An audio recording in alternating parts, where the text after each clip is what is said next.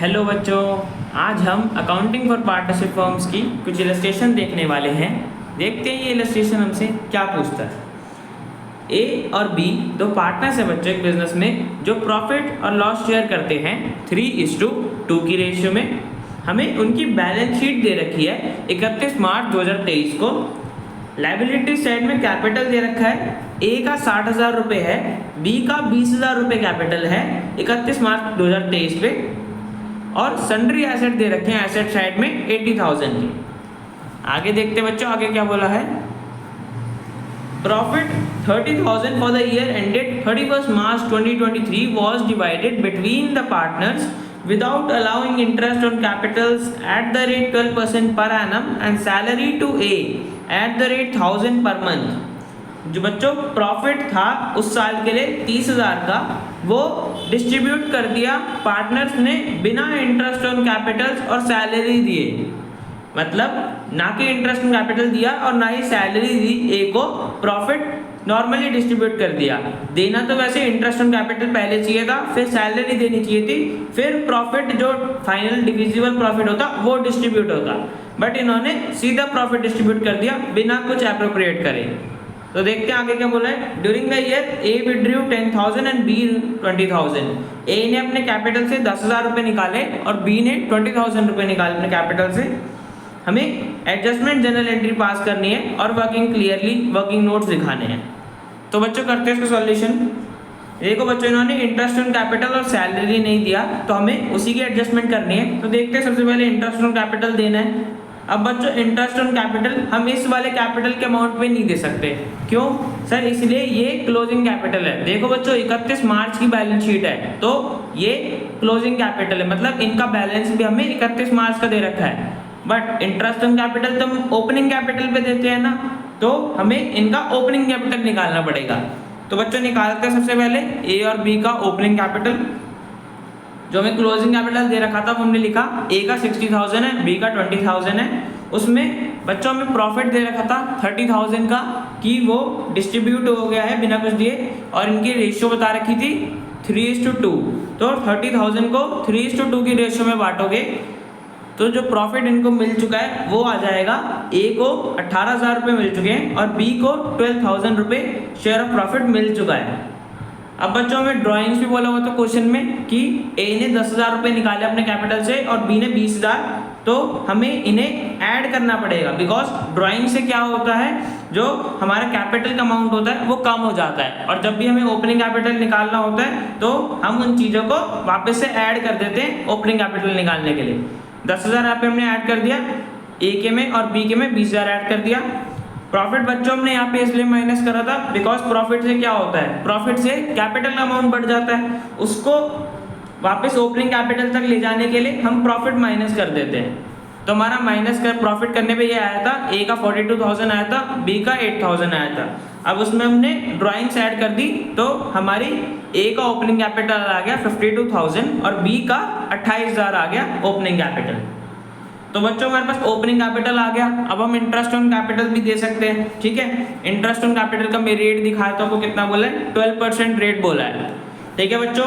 तो मैंने बताया था जब भी हमें कुछ एडजस्टमेंट जनरल एंट्री पास करनी होती है तो हम ये एडजस्टमेंट टेबल बनाते हैं।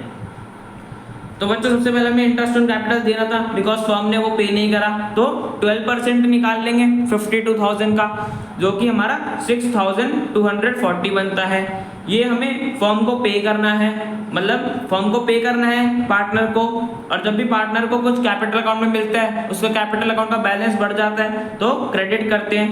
तो हमने ए के में 6,240 से क्रेडिट कर दिया कैपिटल अकाउंट में। ऐसे सेम बी का निकल जाएगा 12% 28,000 का, तो बी का आ जाएगा 3,360, इसे भी हमने क्रेडिट कर दिया बिकॉज इसको इतना इंटरेस्ट ऑन कैपिटल मिलेगा, ठीक है। फर्म के अकाउंट में देखें तो फर्म के अकाउंट में हमने डेबिट कर दिया। डेबिट बच्चों इसलिए करा बिकॉज फर्म को इन दोनों को इंटरेस्ट ऑन कैपिटल पे करना है, जो कि दोनों को अगर आप प्लस करोगे तो फर्म को टोटल 9,600 रुपीज पे करने हैं इंटरेस्ट ऑन कैपिटल के। ए को 6,240 देना है और बी को 3,360 देना है। जो इन्होंने इंटरेस्ट ऑन कैपिटल पहले नहीं दिया, अब इन्हें ये पे करना है। और बच्चों क्वेश्चन में और क्या बोला था कि सैलरी भी नहीं दी है, तो हमने सैलरी टू ए निकाली, 1,000 पर मंथ बोली हुई थी और पूरे साल की इसकी सैलरी कितनी होगी 1000 मल्टीप्लाई बाय 12 मतलब 12000, तो इसको सैलरी मिलेगी ए को 12000, तो हमने इसे भी क्रेडिट कर दिया बिकॉज इससे जो ए का कैपिटल अकाउंट है उसमें अमाउंट बढ़ जाएगा और जब भी बढ़ता है हम क्रेडिट करते हैं। और फर्म के में डेबिट कर दिया बिकॉज फर्म को इतना पे करना है 12000 ए को पे करना है सैलरी के लिए। ठीक है बच्चों, और बाकी तो और कुछ देना नहीं था। अगर आप इसका टोटल करोगे तो हमारे पास 9600 प्लस 12000 मतलब फर्म को 21600 रुपीज़ पे करने हैं। 21600 रुपीज़ फर्म को देने हैं इंटरेस्ट ऑन कैपिटल के और सैलरी के पार्टनर्स को। अब बच्चों देखो, प्रॉफिट तो हमारे पास है नहीं बिकॉज प्रॉफिट तो पहले से डिस्ट्रीब्यूट हो चुका है, तो अब तो ये फर्म को लॉस हो गया बिकॉज इसके पास प्रॉफिट तो है नहीं बट पे करना है, तो फर्म को लॉस हो गया। और ये लॉस फर्म मीट कहाँ से करेगी, पार्टनर से लेगी पैसा इस लॉस को रिकवर करने के लिए, तो हम पार्टनर्स के कैपिटल अकाउंट में डेबिट कर देंगे लॉस 3:2 के रेशियो में। जो हमारा 21,600 का फर्म को पे करना था अब वो पार्टनर से लेगी फर्म बिकॉज ये लॉस हो गया। 3:2 के रेशियो में हमने बांटा, तो ए का शेयर ऑफ लॉस 12,960 आया और बी का शेयर ऑफ लॉस 8,640 आया।